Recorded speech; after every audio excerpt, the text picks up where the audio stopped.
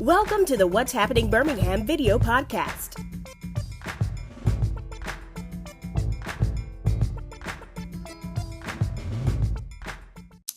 Hello everyone, this is Jarvis S. Scott with What's Happening Birmingham. Today I have the honor and pleasure of being with Alabama's weatherman, chief meteorologist of ABC 3348, James Spann. James, thank you for coming on my podcast. It is an honor to be here, Jarvis. Thank you. Thank you. I want to bring good friend James Spann on this evening, just talk about, his many years here in Alabama covering weather, and also his new book, which is called Weathering Life. Yeah, Weathering Life. And I'm not an author. Understand, my training is, my first major in college was electrical engineering. Mm-hmm. And then I learned you could do weather for a living. So I changed and finished in meteorology. They don't teach you how to write a book, how to do a podcast. They don't teach you any of this. So, but I felt like I needed to document some of the things I've lived through. I've been here in Alabama. I was born in 1956. So I'm old as dirt. Okay, young man to me. Well, I have lived through the civil rights struggles of the 60s in rural Alabama. I wanted to document some of that. Wanted to document all these weather events. I was a fatherless child. My dad abandoned me. I was broke. I know what it's like to struggle, and I wanted to encourage people. So that's what that book is all about. So it's spannbook.com with two N's if you want to get it. All right. So the first question I would love to ask you, and I guess people who have covered you over the years, is what makes Alabama weather so unique? Especially from April to almost October, It is hard, but I'll say this. I've been here my whole life, but I did live in Dallas for a few years. I was transferred out there, and the first thing I heard when I got to Dallas was, if you don't like the weather in Dallas, wait a few minutes, it'll change, which is the same thing we say here. So I think every part of the country has challenges. The biggest problems here, are thunderstorms on summer afternoons. I know every day in June, July, and August it's going to rain in the afternoon, but I don't know when or where at 7 o'clock in the morning. And the other challenge is the winter storms. Come on, we struggle. We struggle. In defining that line where you're going to have ice and snow or just a cold rain, that is a big struggle. We don't have enough experience in events to study in the past to be really good at that. And I don't know if we're going to figure out those problems in the next generation. At some point, hopefully they will, but it's sure been a struggle for mine. All right, so over the many years, I want to say about 40 years covering. I've been doing this 41, since before you were born. Oh, man, yes. I know when you were born. Yes. I came here 1 year before you were born. Wow. So since I've been born, it's been 3 significant weather events. I remember 93, which was the snowstorm. The blizzard of 93. Yes, and 2014, the Snowmageddon. And last but not least, 2011. The tornadoes. Yes, so what was your, now we look back years later, what was, personal reflections, what are some things you felt like, as far as, if you had to do all over again, as far as covering the weather or making the public more aware? Well, let's go back to 93. So that was a long time ago. There was no Facebook or Twitter or Instagram or commercial internet in 1993. The only way we could reach people then, radio and television. And we only came on the air at certain times. And that's the one limitation we had. We actually handled it pretty well. I didn't forecast 13 inches of snow, but we did. And this is all on YouTube, which is, you can go back and watch it on YouTube. Yes. But, we were looking at, 8, 9, 10 inches of snow in the middle of March, and nobody believed us. And I think the one thing we didn't understand was how to communicate that risk at that time of year and do it in a credible way. I think a lot of people thought it was a joke. And as you know, it wasn't a joke. Birmingham officially had 13 inches of snow. Some of the suburbs had 2 feet.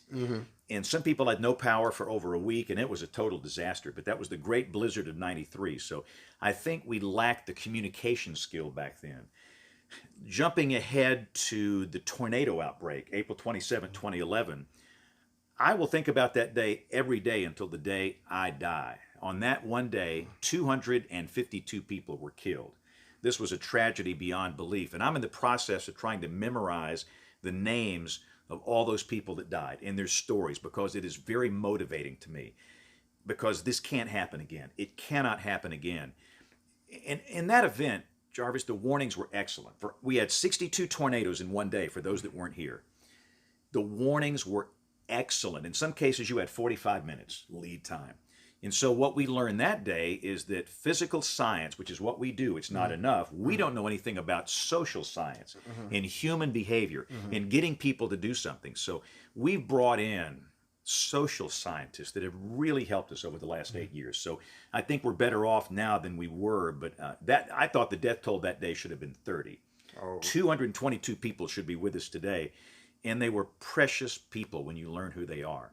So that was 2011. Then we go to Snowmageddon, which most people think it was the worst forecast ever. No. The worst ever was in 1982 when you were an infant. Oh, my. We had an ice storm, and we thought it was going to start at night. It started at 10 o'clock in the morning. We had been down to 0 to 5 degrees. The infrastructure was cold. Within 20 minutes after it started raining, it was 27 degrees and raining. Everything was on ice. Power went out to 750,000 people. It was so much worse than 2014. So 2014 was not the worst.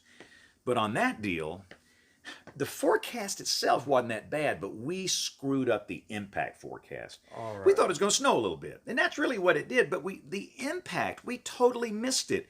We didn't think there would be any big driving problems. And as you know, some people were stuck out there for 10 hours, running out of gas, getting cold and hungry. They were burning anything they could burn out of their cars on the side of the road to stay warm. And so the question we're asking ourselves, are we even qualified to talk about road conditions?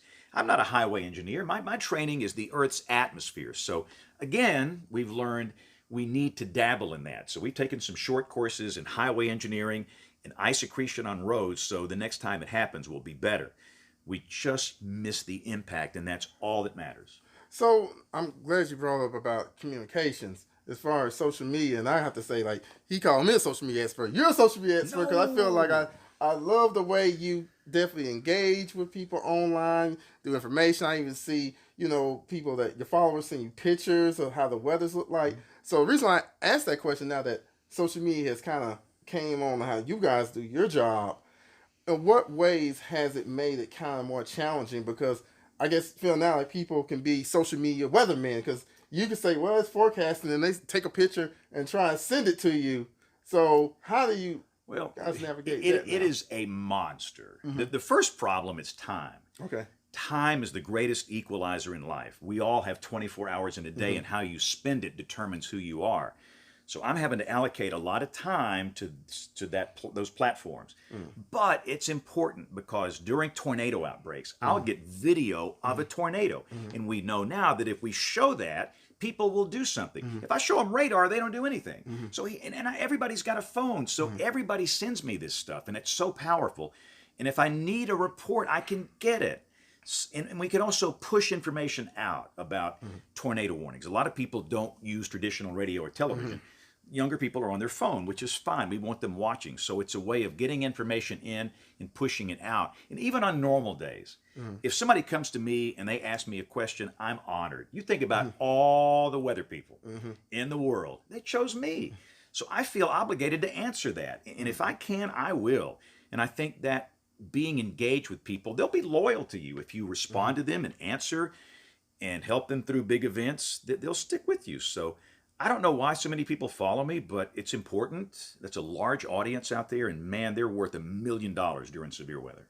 All right. So let's talk about, since you've been 41 years, what has been some of your most difficult days covering the weather? Because I feel like, especially in this industry where you all, before I even, when I was setting up and, putting up for the podcast, I was just asking, what has been days where, you got friends and family near a couple of places that potential severe weather's going through, how you still can stay focused and don't let emotions During a tornado outbreak, you have to be coherent, strong, clearly, easily understood, and make sense. And in the biggest struggle we have, while I'm on that green wall over there, I've got at least 20 different live streams coming in from spotters in the field. I've got chat sessions with the National Weather Service offices in Birmingham and Huntsville and Jackson and Memphis and Mobile. I've got Slack with our sky watchers over there and social media. So I'm having to deal with all of this traffic coming in and process it on the fly while I'm talking and having people talk in my ear. So you have to develop this odd multitasking skill set. But sometimes, I'll be honest with you, I just have to stop everything and just focus on talking to those people that are watching, because sometimes I feel like maybe I'm not making sense here. So the hardest part, it's taking all that data coming in and still being coherent. And you're right, there's going to be a time where there's a tornado warning where your family's in the polygon. And you're thinking, what about your wife? What about your children? What about your aunt or your uncle? Are they going to be safe? You can't play mental gymnastics. You've just got to communicate it, because to me, everybody that watches is my family. Everybody. So we treat every tornado as if it's our own family. Yeah, but it's multitasking is a skill set you have to learn in this business. Okay, so I guess a question that came to my head now that you was speaking about that is it ever a time, just think about now, since we got all this information that's readily available, that, and I know you probably get this a lot, like where, you put a severe storm watch or severe storm warning and it doesn't go through. Are you ever afraid that people will just tune out and say, well, the weather people are just making things up, or, they feel like it's conspiracy? No, what you've got to do is communicate uncertainty. Okay. Uncertainty. That's a big part of what we do. We're like a football coach. A football coach is going to lose a game. Yeah. We're going to blow a forecast. That's a given. We have to be really honest and upfront. If it's a low confidence deal, we need to tell people that. But you are going to have some people that hate you no matter what you do. I mean, that's true for everybody in the world. We live in a world of trolls, haters, and know-it-alls. And I deal with all of them. I mean, let me tell you what. Hey, you respond that too. Let me tell you what. You know what I mean. Yes. So we cut off we were talking about this earlier. We cut off a basketball game on Christmas Day. Christmas Day. A tornado coming through Birmingham. Okay, the southwest part of the city of Birmingham, and it was Cleveland and Golden State. Yes, I remember that. So, and again, joy to the world, peace on earth, goodwill toward men. The Savior is born. Oh, little town of Bethlehem, Christmas Day. The first email I got after we got off the air, guess what it said? It said, you should have been aborted by a coat hanger. This is the world I live in. I mean, it's brutal. And I tell people all the time, you can't hurt my feelings. I don't have any feelings left to hurt. I mean, there's nothing left to hurt. So we live in an angry society, and that stuff's going to happen. And you've got to have a thick skin and let it roll off and get focused on your job. So that stuff's going to happen. It doesn't bother me. Why do, sometimes where you'll see this a lot when some of your team, they'll go out in the field and they'll run across, people, and they'll say, well, I'm going to ride the storm out. Why people have this? Is it just human nature, like I'm a survivor in this mentality? You will have a lot of people that honestly believe that tornadoes don't happen where they live. My grandmama told me that ridge over there and this valley over here, it's going to protect our neighborhood. I'm staying right here, which is not true. For strong, violent tornadoes, it doesn't matter.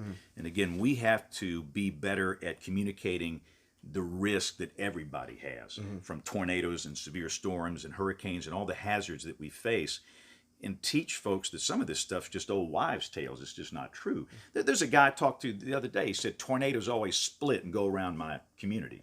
That's not true. It's not true. I mean, you might have that perception, but let me show you the data going back to the 1930s that will prove you otherwise. And unfortunately, most of the time it takes a tornado coming through for people to understand that they are at risk, because they think it always happens to somebody else, and that's not true. So let me ask you, what have been your most difficult days, pretty much, in your career? I'd say the most challenging times, it's coming back the day after a tornado tragedy where there was high loss of life. Because, for example, April 27th, coming back that next day was hard. 252 people died on my watch. That's inexcusable. And I didn't know what to say, and I needed time to process that. I needed time to grieve. I needed to go through all the steps of grief, anger, and I did ultimately, of being mad and being depressed and up and down. You go through all these phases, but you don't have the chance to do that, and that's what's so hard.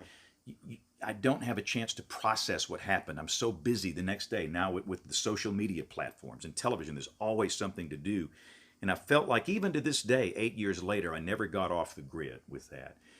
And so that's the hardest part. It's coming back on a day where there's been high loss of life and you feel like you were a failure. That day was our finest day and it was our worst day, if that makes any sense. A lot of people are walking around alive today because of the warnings provided, but yet a lot of people died. So that's the hardest part. And we're not robots. I don't care who you are. I mean, you might be the strongest man or woman on the planet, but we've all got human emotions in here. And you see people on television, we're always smiling and having a good day. Some days we have really bad days, and you can't show that. You've got to get in there and do your job. But I think, and I tell people this all the time. Here's a secret. This is a secret. Okay. I've never admitted this before. Oh, man, only on this show. Okay. I'm not good at anything I do. I'm not. I am really not. I'm not that good at television weather, all these things where I volunteer. I do children's ministry at a church. I'm on a board of a hospital. I'm not that good, but I will work harder than anybody else. And that work ethic has helped me. And that's what I go back. I fall back on that on those hard days. I just go back to working hard. My dad abandoned me and my mom when I was 7. He just left one night, never came back. Never came back. Yes, never paid 1 cent of child support. So I became the man of the house at the age of 7, and I had to go to work. I had to bring in money. And so I know that work ethic has helped me on those days you're talking about. Yeah, okay, I just got stumbled for a moment just thinking about, just because I think that's a fact people don't know about you. Yeah, no, I'm not that good, but the work, that's what works in the social media side. I tell people, they want to come speak about social media. I don't know anything about that. I need to take your class. But half of the battle, it's just time you spend getting in there and looking at every picture, every video, answering people, reposting sometimes when you can, and just engaging with people. And it takes work and it takes time. And most people seem to be inherently lazy where they don't want to do that. Mm-hmm. Now, I'm going to get me an Instagram page. And, I'll see people asking questions and they don't get any response. Mm-hmm. So, I mean, come on, man. If you're not going to do it right, just don't do it at all. So I work really hard on that. And again, I don't know where it's all going. Our business is changing.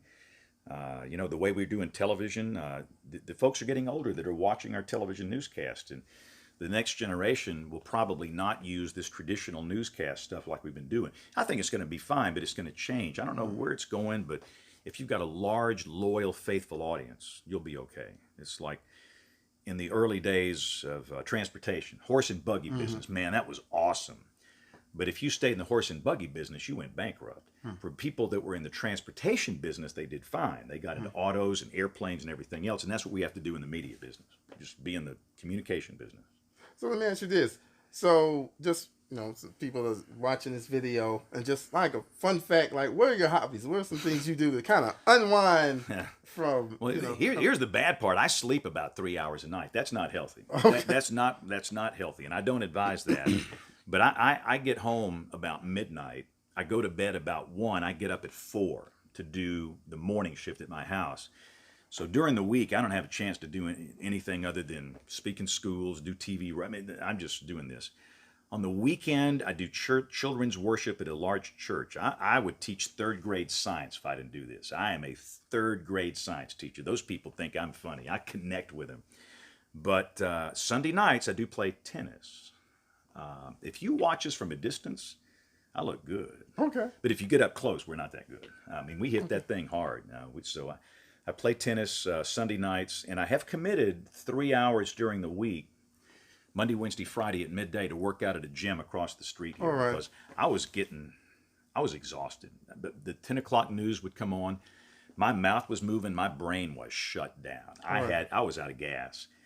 And I couldn't change the sleep thing, so I knew that I was overweight and I needed to change my physical health. All right. So they have really helped. I mean, I was out there today. We're recording this on a day where the high was 99. Yes. We were out there in an artificial turf field doing sprints today in the middle of the day. And I'm 63, and I feel better now than I felt when I was 30. And that has helped a lot. That 3 hour a week deal, that's been a big change in my life. But really, my main hobby is just playing tennis. I love that sport. It's awesome. And I love baseball, but we go on baseball trips. We go to Fenway Park in Boston every year. We were there a couple of weeks ago. In fact, one of the guys that works out over here is first baseman for the Red Sox. Oh, okay. And we're trying to go to all the major league ballparks. We have 2 boys, and we do a lot of baseball trips. But mainly my thing's tennis. Now, the question I was asking when you was kind of going more like your hobbies and very involved in church, and I know you are probably going to be curious this next question I asked you. So when you're doing your prayers at night to the good Lord upstairs, when concerning weather, what do you ask him for? or I don't pray about my job on a regular basis, but I do before serious weather. And by serious weather, I'm talking a big hurricane, a big tornado outbreak, a big thunderstorm event. I ask for wisdom because I believe that if you ask for wisdom, you'll be given that. That's biblical. And I need all the wisdom I can get. In my own way, I'm not sufficient. I ask for clarity of speech so that people that watch or listen can understand the risk and know what to do where they live. And just physical and emotional strength, because sometimes I'll be standing on that green wall for 12, 15 hours, and you might think, well, any idiot can do that. But when you've got 250,000 people watching on television, not even counting the Facebook Live and all this other stuff, every word you say, what you wear, your dress, or your sleeves rolled up, or they not rolled up? Yeah, they ever see you when you put them suspenders on, they're like, oh, is your tie undone? Right. know? Every little message that you send will determine if they do something when there's a tornado 2 blocks away coming right at them. So, that's a life-death kind of thing, and I don't handle that well on my own. So I just pray for strength and wisdom and clarity of speech and physical and emotional strength to stay on that wall for a long time. You can stand on a green wall for 15 hours, but when you've got that kind of pressure on you, it's a little different. Okay, so let me ask you this. I guess any final thoughts you would like to tell, the viewers as far as, just, severe weather? I know it's summertime now. Right. So, I got to preach for a minute. Give me 60 seconds for a sermon here, Pastor, all right? Okay. So, number one, we have 2 tornado seasons here. One is spring, but a lot of people don't think about this. The other is late fall, November, December. That is a big tornado season here. Right. And I don't care where you live. I don't care what your grandmama says. I don't care what hill you have here or valley you have here. We all are at risk from these large, violent tornadoes. So what you're going to have to do is have a weather radio in your house. The number one reason people died, number one, April 27, 2011, the siren mentality, the notion that you should hear some air raid siren before a tornado. Those have never been effective at reaching people inside a house. Never, ever, ever, ever. That's killed more people than anything else. A little box called a weather radio that you can buy them in the Walmart or wherever. It sounds an alarm in your house. So that's the first thing. And on your phone, be sure that wireless emergency alerts is enabled on here. Don't turn it off. If you don't like those Amber alerts, please leave them on and leave that on, because you'll get it on your phone. Know where you're going, and in that place where you go, you're going to have 3 things. 3, you got it? Number 1, a helmet for everybody, a bicycle helmet. Those are cheap. You can buy those at the dollar store for next to nothing. Most people that die in tornadoes die from shrapnel wounds to the skull region. By putting on a simple batting helmet, a bicycle helmet, that enhances your chance of surviving tenfold. So that's number 1. Number 2, I want you having a portable air horn. People bled to death in open fields April 27, 2011. They were injured. They could not vocalize their need for help. In some cases, they were lofted. They were 100 yards away from where they started. The first responders couldn't find them. And if you are injured, maybe you can't get air through a whistle, but you can squeeze that air horn. So you stick that in your pocket. And finally, hard-soled shoes. We had some people, their feet were shredded. They were bleeding to death, walking toward a light, trying to get to help, whether it be a hospital, first responders, paramedics, whatever. And they were in shock, dying, bleeding to death, and they didn't know with the condition of their feet, and some people had to have their feet amputated. So hard-soled shoes. And again, those are cheap. You can get them at Walmart. They're very inexpensive. So we want, in that safe place, helmets for everybody, and that's for all adults, not just kids, air horns, and hard-soled shoes. And you do that, you'll be good. Thanks for letting me preach. Oh, no, you're fine. And I'll be remiss not for you to do a plug for your weather app, the 3340. Yeah, I work at ABC 3340. We have a weather app. It's free, and we push alerts on there, and it's got radar and everything else. All those apps do that, but it's a good app. And again, if you want to know more about me, that book, it's the website is Spann with 2 N's, spannbook.com. And we have a lot of book signings. I post on Facebook when those are, but you can get them online right now. But thanks for letting me come on the show. Oh, no, thank you, James. It was my pleasure. Yes. I feel like I talked too long here. Oh, no. I just really enjoyed, and, the biggest thing, just me researching you, your story is very inspirational. That, and I find it like, you changed and you wasn't afraid to evolve and innovate. Yeah, especially in your career. Yeah, you have, if you don't change, you're going to be left behind. I mean, if you're not moving forward, you're going backwards. And so that's something that we all have to understand.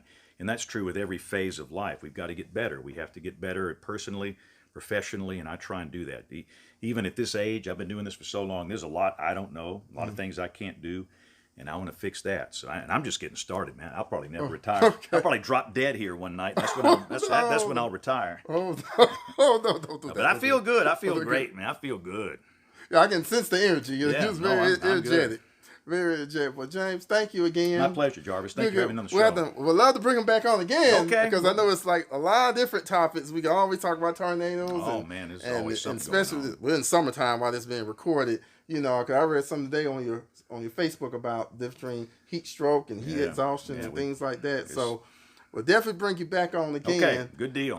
Thank you all for watching this video. Check out what'shappeningbirmingham.com for more videos. And don't forget to subscribe to my YouTube channel. Thank you all again and have a great day. Bye-bye. Thank you for watching the What's Happening Birmingham video podcast. Please check out our website, app, or subscribe to our YouTube channel for the latest videos today.